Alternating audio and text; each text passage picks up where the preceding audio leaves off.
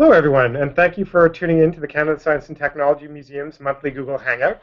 This is a series that's held the last Thursday of every month with the Canadian Energy Literacy Network, and it's an opportunity to gather people who are interested in energy and education together to learn more from each other and get some new perspectives. As always, we encourage visitors and viewers to ask questions during the discussion. If you mouse over your screen at the top, you should be able to open up a Q&A app. Just type your question and the speakers will get to it as soon as they can. Aussi, je veux mentionner que les présentations aujourd'hui seront en anglais, mais comme toujours, les participants sont encouragés à demander les questions dans la langue de votre choix.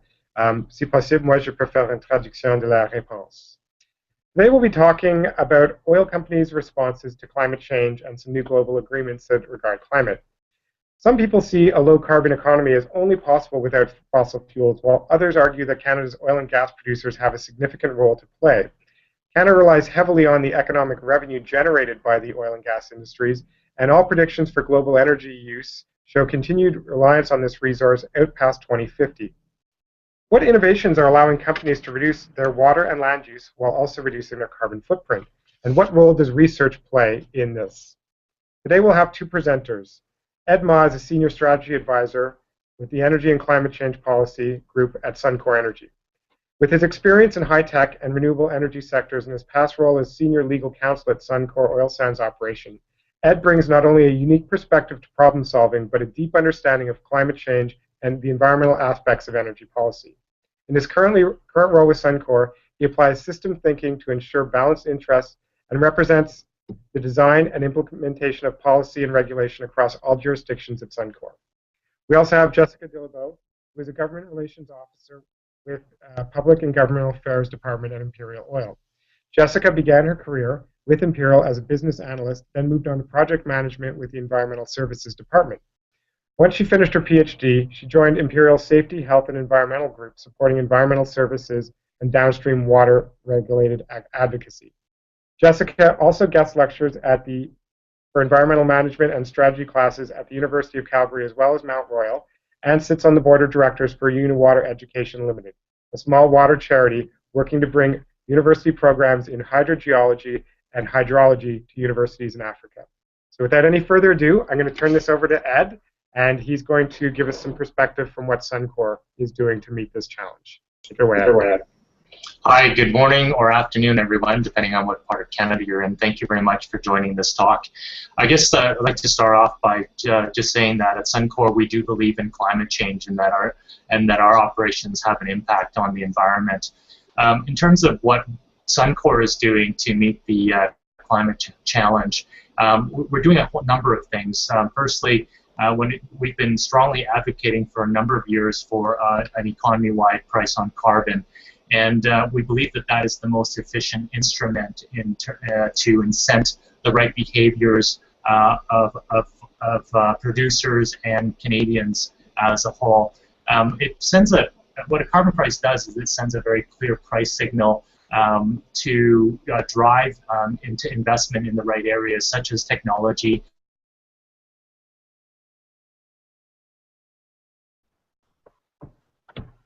Hi, everyone. We're just going to get Ed back on. His computer just decided to be a little uncooperative. So we're going to switch over actually to Jessica with Imperial while Ed gets back online.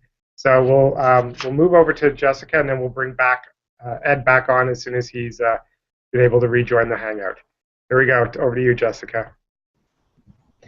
Thanks, Jason. And as Ed joined us today, I'm going to talk a little bit about some of the technologies that Imperial is either using now or developing on oil sands that help us with our GHG impacts in particular. I've got a slide deck to do that, so I'll go ahead and share that now.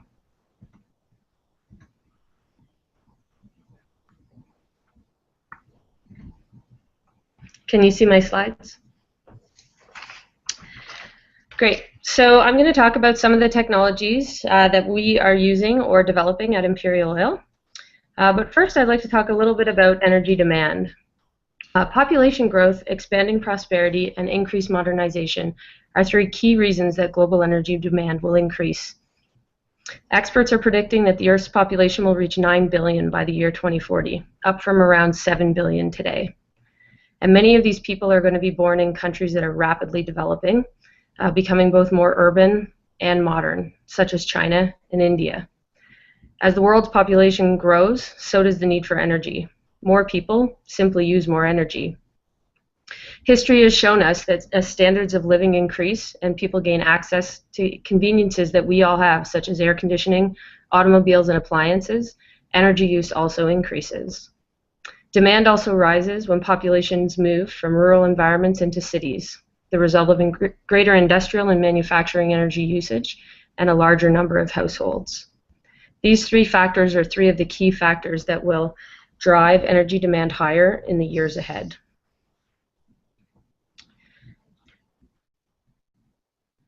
This chart just gives us some of the numbers. So if you look here, population growth increasing from 7 billion to 9 billion, and GDP also increasing.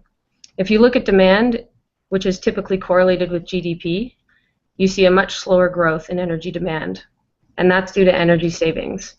And this is because we're all becoming more efficient in the way that we use energy, from cars to electricity. This chart shows three of the technologies that we're currently using or we're developing with the blue bars. What we're looking at here is the well-to-wheels GHG intensity. The gray dotted line across the middle of the slide is the average GHG intensity from a well-to-wheels basis of the US crude oil today. If you look at the blue lines on the far left, we have SA-SAGD, or solvent-assisted gravity drainage. In the middle, the blue line is curl dilbit, and that's the crude that we produce at our mine facility. And on the far right, CSP, or cyclic solvent process, another technology that Imperial is developing. Now I'll just spend a couple minutes on our curl mining project. Curl is a great example of next generation technologies at work. This is a graphic of an oil sands mining facility. In an oil sands mining operation, the mined bitumen is crushed and mixed with water into a slurry, which is then transported by pipeline to a facility where it is then separated as froth, which is essentially a mixture of bitumen, water, and fine solids. The froth is further treated in a froth treatment plant, and then it's blended with natural gas condensates to create a diluted bitumen product, or what we call dilbit. Dilbit is suitable for transport directly to market via pipeline from the mine site, and it's really no different than any other type of crude oil transported. You see the bubble, the paraffinic froth treatment. I'll talk about that next and how it's different from other mines today. So here we're showing what paraffinic froth treatment, the technology used at Curl at the top, and what other mines are currently using at the bottom, naphthenic froth treatment. As you can see with Curl's paraffinic froth treatment, we remove the heaviest, thickest parts of the bitumen without the water, intense heat, and high pressure associated with an upgrader. We remove the asphaltenes, which is essentially the bottom of the barrel, and we remove some of the sediment and water. Next, we add diluent so that the crude is able to be shipped to a refinery. With other mines, an on-site upgrader is required before synthetic crude is shipped to a refinery, so the product is essentially treated twice before it's used by consumers. Next, I'll talk about solvent-assisted, steam-assisted gravity drainage, also known as SA-SAGD. What SA-SAGD is an in-situ bitumen recovery process through which the reservoir is heated by continuous steam injection, just like in SAGD, but we enhance it with the addition of a solvent injected with the steam. Imperial patented SAGD in 1982, and we've operated a $50 million field pilot using SA-SAGD at our Cold Lake facility since 2010. Historically, SAGD operations have used all steam, and now we're looking at using a steam plus a solvent. The well configuration shown in the slide is the same as for SAGD. The lower well brings bitumen, solvent, and water back up to the surface. With traditional SAGD and heat injection, we bring the consistency of the bitumen down to about a canola oil. But when we add solvents, we're able to bring the viscosity down to one similar of water. This significantly enhances your ability to produce bitumen, and it lowers GHGs because you're producing the oil with less steam. Cyclic solvent process, or CSP, is another in-situ technology that Imperial is piloting. CSP is a non-thermal process that injects solvent instead of steam to recover the bitumen.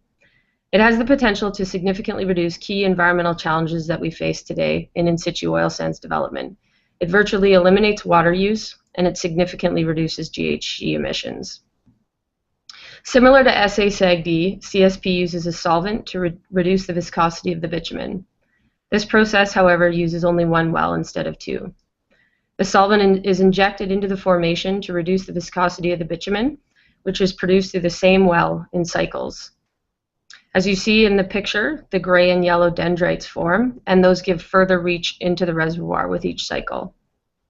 The reservoirs targeted with this technology are similar to another one that Imperial has been using at Cold Lake since the 1980s, cyclic steam stimulation. Okay, I am done my slides.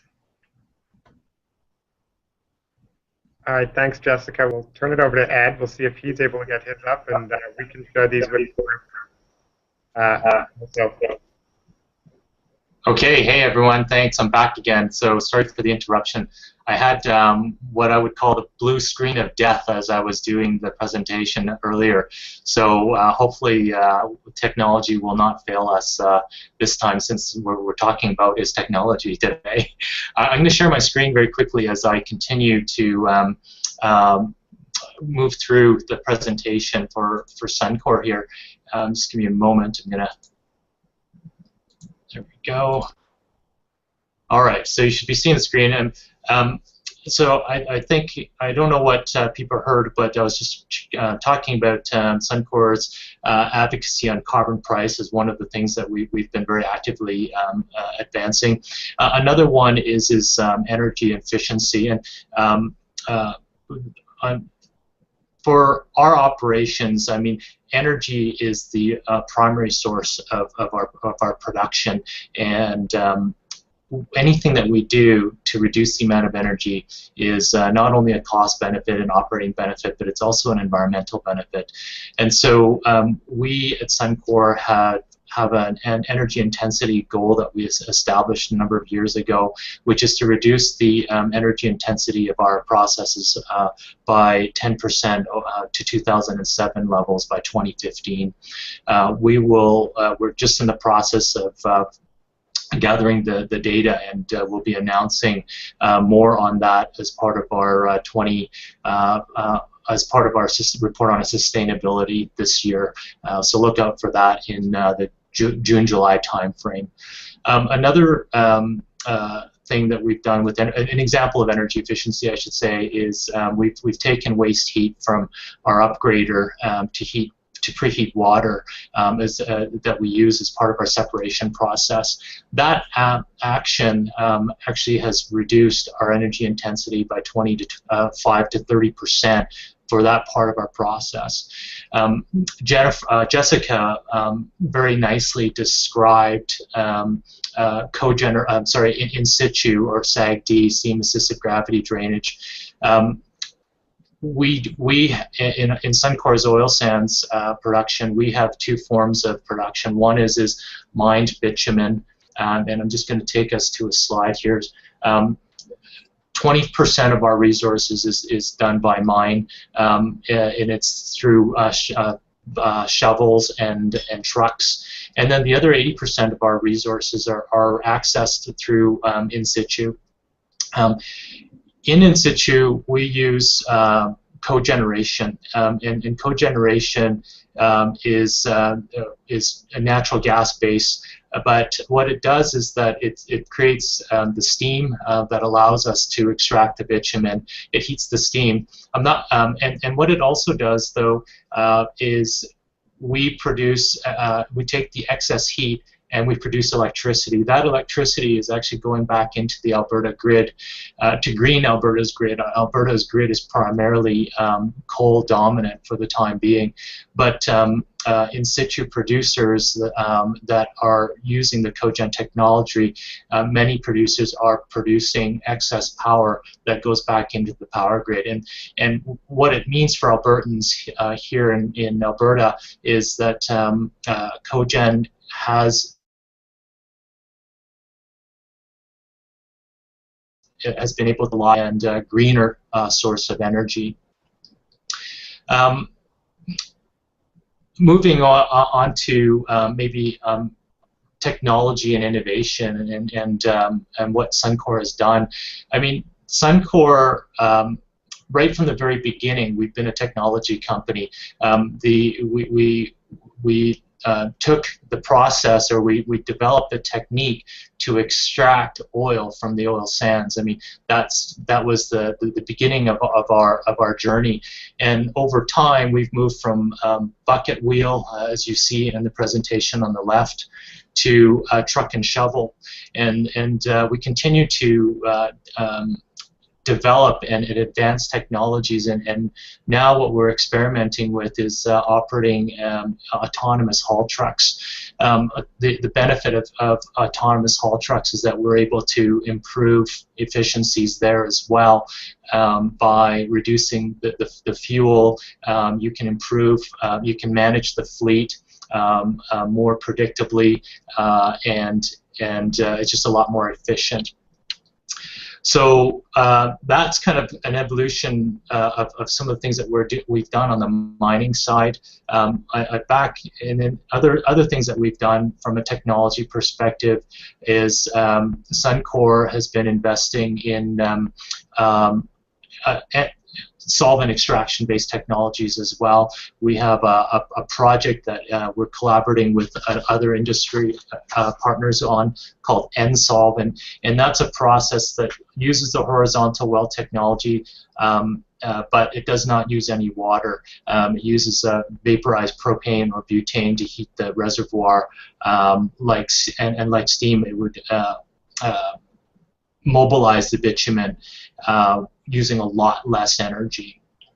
Another technology that we're using is called EASY. It's Enhanced Solvent Extraction Incorporation.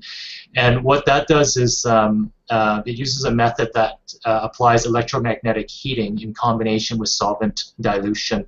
Again, it completely replaces the need for water, reduces the energy required for steam generation, and that process reduces our energy intensity by up to about 75 to 80%. It's in a pilot phase, and so we're learning more on that.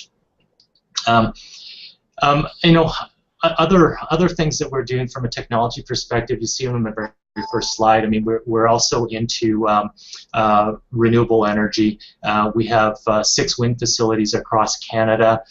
We're also the largest Canadian producer of ethanol by volume, and we operate a lot of, we have an extensive network of Petro-Canada gas stations across the country. Recently, in the past several months, we've begun to pilot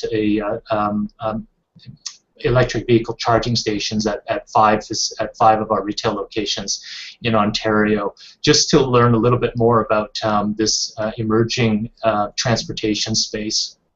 Because at the end of the day, a big part of what oil and gas companies do is we're in the business of mobility. Other things that we're doing at Suncor is on collaboration. We're doing a lot of work in that space.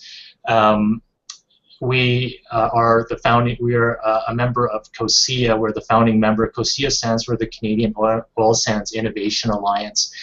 And this is a group of 13 member companies that have essentially brought their intellectual property together, all of the R&D that they've been working on for things that meet the various objectives of the environmental protection areas that have been identified by COSIA. We've essentially pooled them together and basically working from strength with numbers. So the idea is the crowdsourcing. Let's pull all the technologies and ideas together, take what other people have done and maybe improve upon that and accelerate the reduction in energy and energy innovation in general. We've also are partnered with the Energy COSIA Carbon X Prize, and that's a prize of $20 million. It's a crowdsource, and the objective there is converting CO2 from industrial facilities for use with power generation and oil and gas production. Last week we announced Evoque Innovations, which is a $100 million fund that was put up by Cenovus and Suncor, and it's a collaboration essentially with the BC clean tech space, looking again at technologies towards energy innovation. Other things that we do at Suncor as well is that we're working with the Natural Step on the development of the Alberta Energy Futures Lab. This is something that was set up last year. It's a collaboration with a wide group of stakeholders. We've got a lot of fellows that have been selected by the Natural Step, and these range from your average citizen to Aboriginal First Nation participants and industry leaders and environmental NGOs. So look for more exciting things to come from that collaboration. In addition to that, we regularly participate and support the Walrus Talks and many other forums like the Quality Urban Energy Systems for Tomorrow, to name a few. So maybe what I'll do is I will stop there and turn it back over to you, Jason, to see if we have any questions. Yeah, thanks for that, Ed and Jessica. We have a question, and I'm just going to see where it is. The question is, I'm going to select it and put it up to the top. In 2050, in a very carbon-constrained Canada, what will Suncor and Imperial look like? What do you think is the future of your companies as energy providers? Let's look forward about 35 years. How does the future change for each of you? Either one of you want to start us off with some speculation? Sure, it's Ed here. I mean, certainly we will be in a lower carbon environment. I think that there are a lot of different technologies that are very interesting at the moment, both from your traditional energy producer side, but also technology innovation that's taking shape. There are lots of different scenarios that companies have put out there, but we believe that for the long term that there will continue to be a need for the products that we produce. I would just I would echo what Ed said on that one. So we also, our parent company ExxonMobil does an energy outlook every year. We have a whole team of researchers and scientists working on that in Houston, and we use that data to make global investment decisions as a company. And certainly we agree that out until 2040, 2050, there will be still very much a need for fossil fuels as an energy source. And some of the things that Ed and I both talked about today in terms of technology and on the production side, but also if you look at internal combustion engines, hybrid vehicles, things like that, and improvements on the efficiency side, we'll see a lowering of emissions, particularly in the developed world, through all of those technology advancements. I just wanted to ask, Ed, you said that you still see a demand for fossil fuel like oil and gas or oil products into the future. And just so everyone can be clear, like, where do you see the uses that are going to be still there in 2050 that world will be needing? So is it products or is it more the fuels that you see? I think it's a combination of both, Jason. I mean, to be honest, the products for sure, the fuels as well. I mean, it's there's a lot. While there's a lot of great things that are happening in the green tech space, there's a lot of development that's still required. Look, I'm an electric vehicle owner. I've been driving one for 5 years, and I can tell you they're amazing. They're amazing. It's an amazing piece of technology, but they're not 100% practical just yet, for many reasons. One, I think the primary reason is cost. Right now, in a low oil environment, we see the price at the pumps, and that's a real bonus right now for anybody that drives a combustion engine vehicle.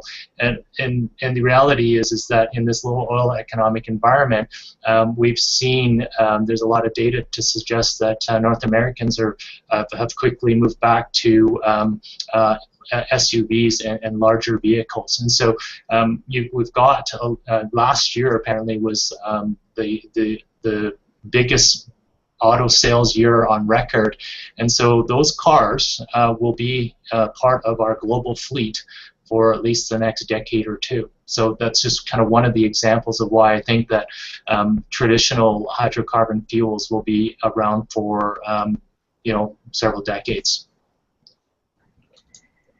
I would agree with what you said, and looking at the electric vehicle in particular, even with growth in sales of those vehicles, you're still seeing what Ed mentioned around the cost, as well as the battery storage issues, and some of the range issues as well.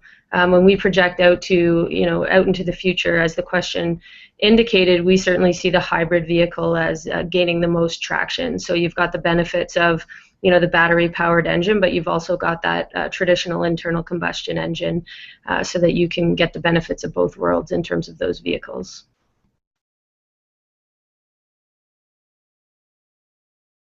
Great, thanks for that. We have another question here, and I'll just read it so if other people can't see it, they know what it is. It says, "Hi Ed, I was wondering if you might be able to expand on the fund that with Synovus and what these technologies might look like." So you mentioned a $100 million innovation fund. Yeah, so that's Evoque Innovation. I mean, what I can share with you is essentially what we've publicly announced. I'm not well. So basically, it's Evoque Innovation is based out of Vancouver, British Columbia. The group has hired a Silicon Valley entrepreneur to head up this group, and it's essentially set up to collaborate and tap into BC's clean tech space to look at and identify with technologies that can really help drive energy innovation and perhaps benefit the oil and gas industry in helping drive innovation in that space as well. So it's from what I understand, it's a very wide portfolio of technologies that they're looking at.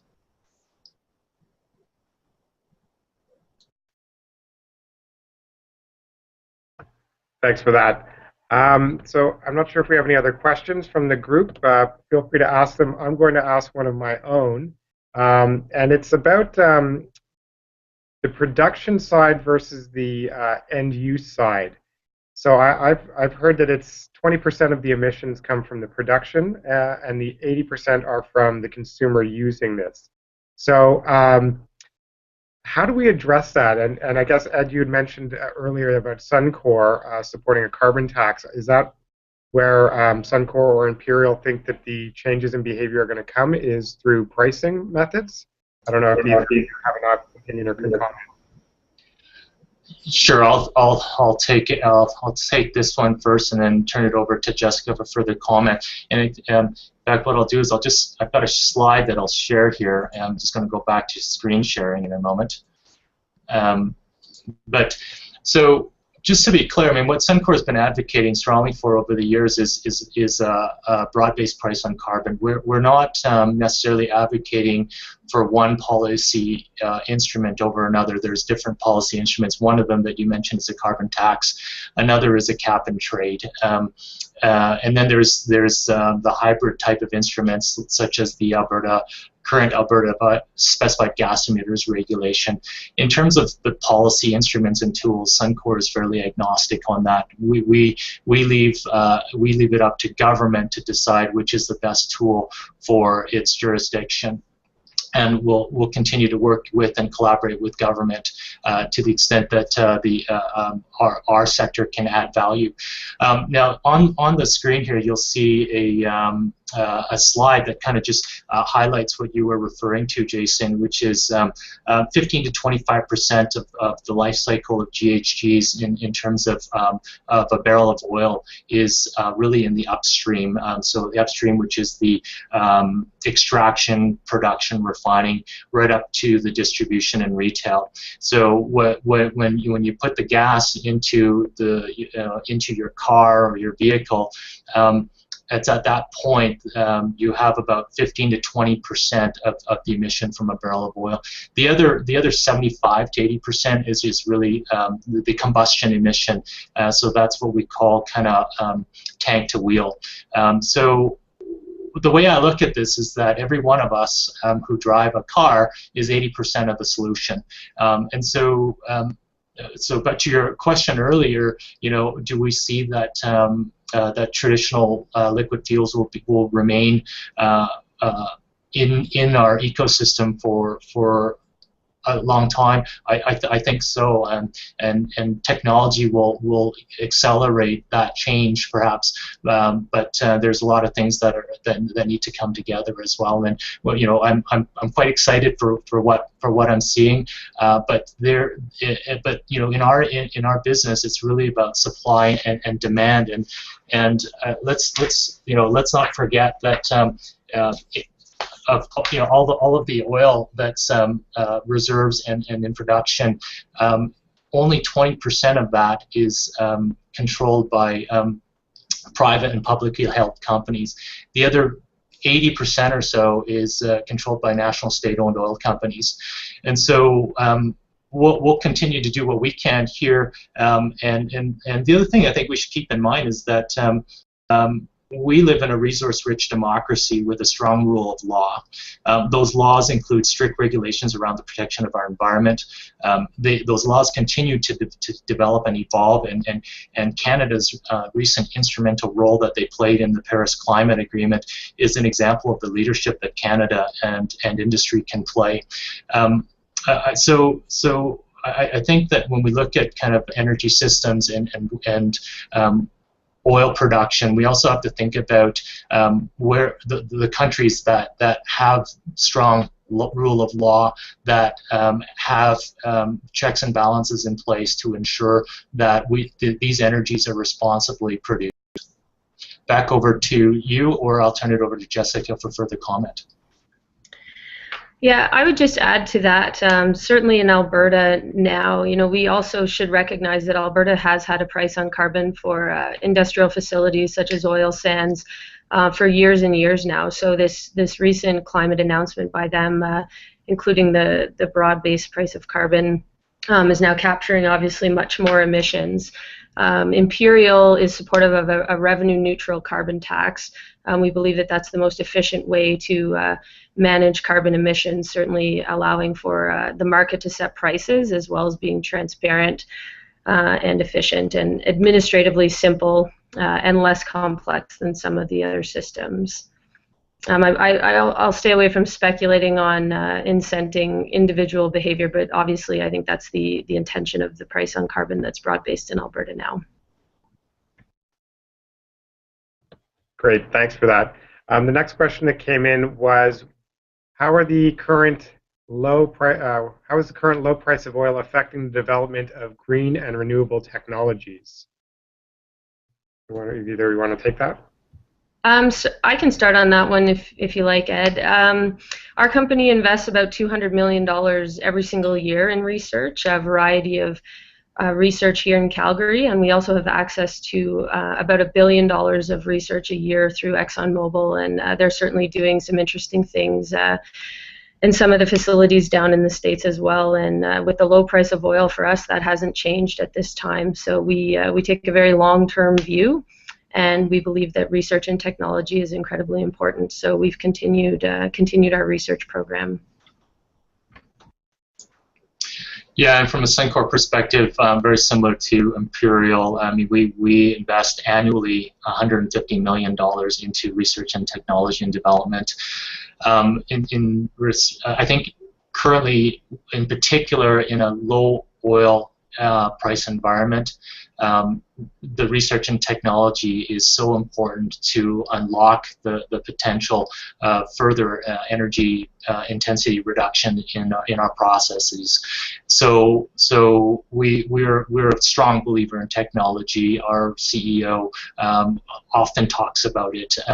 And then with regard to the renewable energy space, we continue to invest in that space. We've got lots of different opportunities that we're looking at, including solar. A couple of years ago, we were very close to looking at deploying a wind and battery storage facility combination. So we continue to assess those technologies, and where they make sense, you will see Suncor investing in those. Great. Okay, the next question is quite specific to the Alberta market, and it reads, "Hi, Ed and Jessica. What are your thoughts on capping the oil sands industry at 100 million tons of GHGs by 2030 in Alberta? Do you believe this level is too high, too low, or appropriate for curbing emissions, but still allowing for growth?" I'll start with this one. I mean, the short answer is that we believe it's the right thing to do, and in terms of the limit, it's the right limit. I mean, you would have seen our CEO during the Alberta announcement on stage with the Premier, and so we're obviously supportive of the limit. The way we look at the limit is it's really about maximizing production with for the lowest amount of energy intensity. And so as long as we continue to extract the resource responsibly using the latest technologies economically available, I think that we'll continue to prosper as an industry. I would just add to that, for us, I think Alberta's come out with a carbon policy now. They've got a broad-based carbon tax, as well as a newer version of the regulations on large emitters in the oil sands. So we would view the cap as unnecessary, given this the regulation that Alberta's brought into place.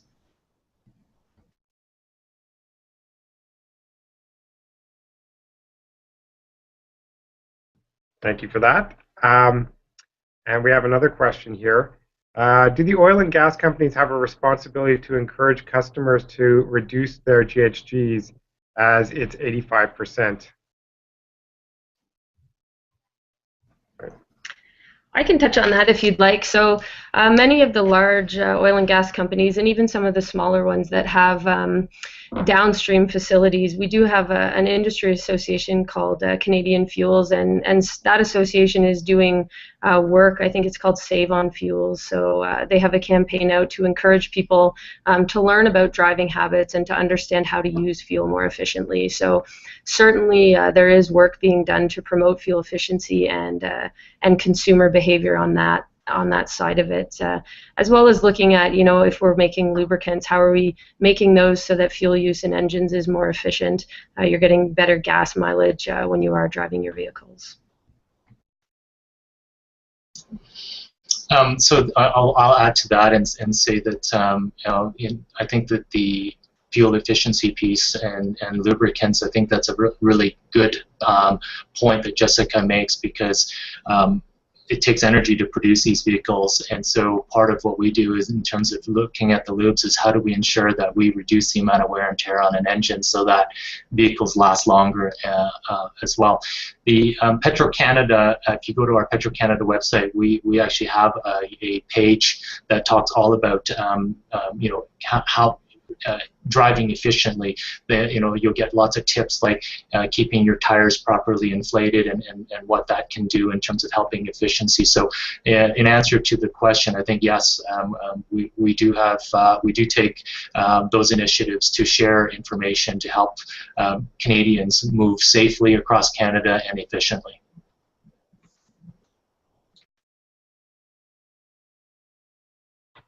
Great, thanks for that. I don't see any other questions. I'll give it one more minute or two to see if any others come in. And I'll take this opportunity to actually ask another question. You mentioned also a $20 million prize, Ed, as well as the Evoque Innovation Fund. It's like an X prize. So I mean, I've heard of these for space travel or for other things, but there's now one being done for carbon. That's right. I mean, this was launched about a year and a half ago now, if memory serves me correctly. But essentially, it's a crowdsource opportunity. It's run by the X Prize Foundation, so it's the same X Prize that we're all familiar with. And it's about converting CO2 from industrial facilities for use with power generation and oil and gas production. And so it's a specific prize to see if there are other brains out there around the world that can help unlock additional technologies to help drive energy innovation.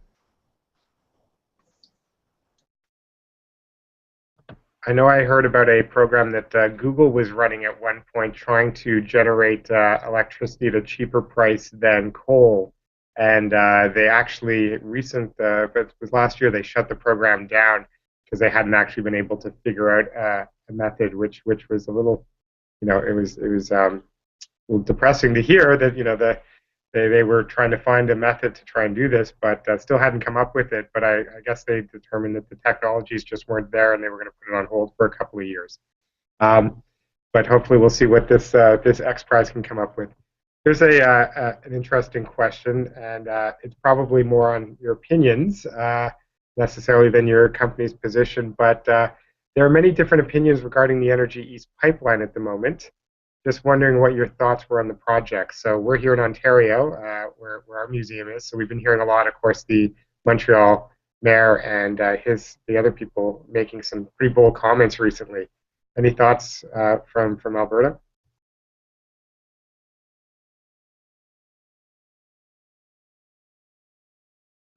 Sure. I think that there's a real opportunity for Canada's competitiveness in general to be improved by access to markets. So currently, Canada's oil resources right now are not getting the full maximum potential value that other oil producers are getting in the global market. And so until we have access to those other markets, we're going to continue to be faced with marketing our oil at a discount to what our competitors are getting in the global market. And so while you know it's and so pipelines are important, and just to also highlight it, North America's energy system is composed of many pipelines. I think the last time I looked, there was 86. There's probably a lot more than that now. In addition to those pipelines, we have rail lines, and there's a number of rail lines that crosses our borders north and south. And then also you think about the transmission lines, and so. When you look at it from that perspective, it's really a North American energy system, and when we really need to think about it from a continental perspective of maintaining the competitiveness of all of our industries from that perspective.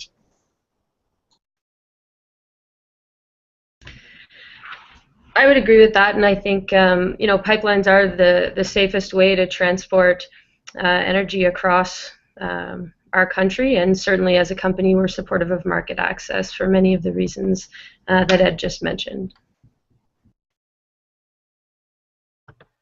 Yeah, I know in terms of a GHG of moving a barrel of oil 1 kilometer, that pipelines are actually the lowest emissions compared to rail or road. And I guess we just saw the Minister of Environment and Climate Change yesterday announce some new rules on pipelines and trying to make the process more transparent. So hopefully that'll get more people involved in the discussion and give people a bit of a greater understanding of why we use pipelines and how they're used and what safety measures are out there. So we don't have any other questions right now, so I think we'll wrap this up. I'm just going to say a couple of words. Just first of all, I'd like to thank both Jessica and Ed for presenting from both of your company's perspective and from your own perspective. We really appreciate you taking some time to talk to us and share your insights. And finally, I wanted to mention that we will be running an Energy Awareness Week from February 21st to 2016. The Let's Talk Energy program has organized talks at schools in every province and territory across Canada. And as well, we're working with a lot of our museum and science center partners to do some public programming. If you're interested, you can find some more information about this on our website, letstalkenergy.ca. And for next month's Hangout, we're planning a webinar with representatives from both Environment Canada and NRCan, and we'll be asking them about how they see this new government sees the role of Canadian energy moving forward in the future development of the country. So stay tuned for more details on that webinar as we confirm our speakers. Thank you again, both of you. It's been really interesting. And for the viewers online, if they want to find more information, look at our website, letstalkenergy.ca. You can also find us on Facebook or via Twitter @EnerTweets, or chat with us using #TalkEnergy. Thanks, Ed. Thanks, Jessica. Take care.